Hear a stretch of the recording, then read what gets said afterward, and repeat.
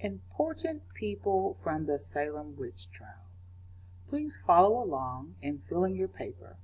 We're going to start with our leaders. Reverend Samuel Parris, his daughter and niece were the first afflicted with witchcraft. Was educated and well respected. His support and testimony validated the young girl's claims of being bewitched. He may have influenced the girls to name certain people as witches, served as a witness of the girls' sufferings during the trial. Sir William Phipps, the governor of Massachusetts during the Salem witchcraft trials, was likely well informed about the trials and supported them while they lasted. Put to a stop to them when his wife was accused to witchcraft, pardoned some of the accused who were awaiting execution.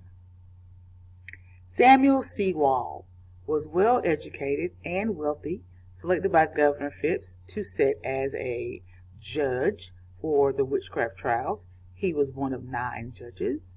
5 years after the trials, he issued a public confession expressing his shame and condemning innocent people. He was the only judge to do so.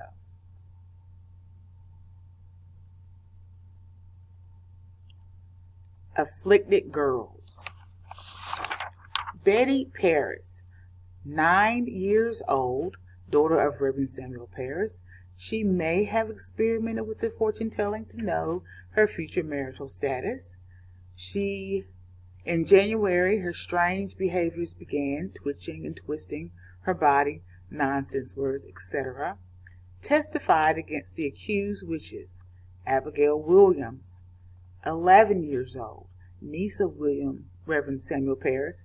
She may have experimented with fortune telling to know her future marital status.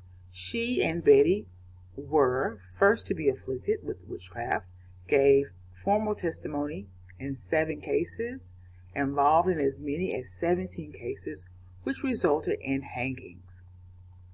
Ann Putnam Jr., 12 years old, one of the first to join Betty and Abigail as an afflicted child, accused 19 people, 11 of them hanged. Her father also was an aggressive accuser. Years later, she apologized and admitted she was lying. Note, she was the only one to do so. The accused.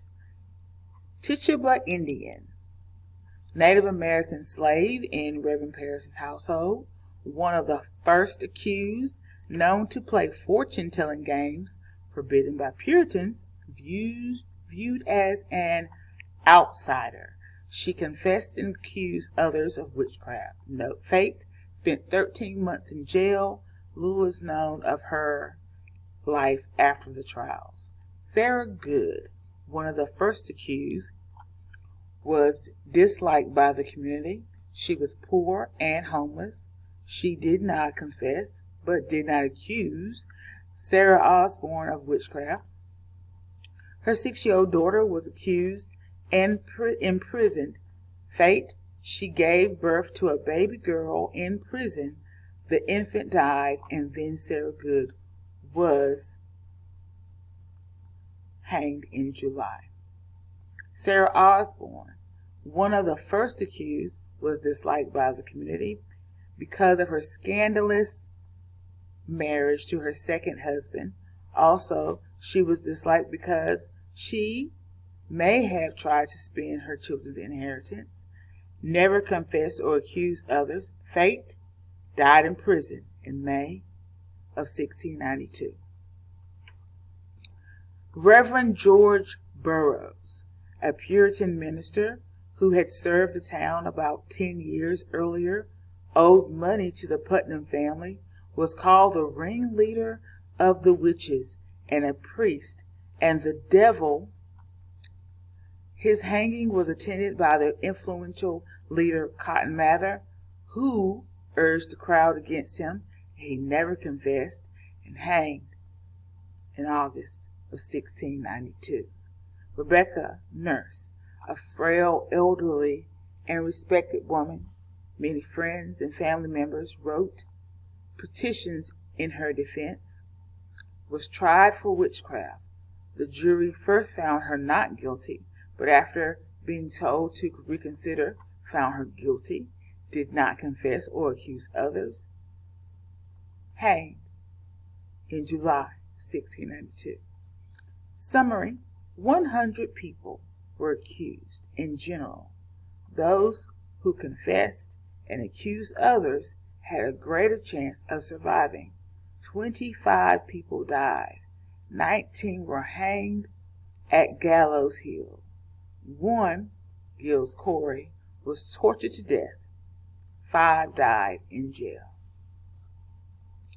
Please take this time after you complete your filling in the blanks. Complete your reflection in the middle section, and we'll discuss. Thank you.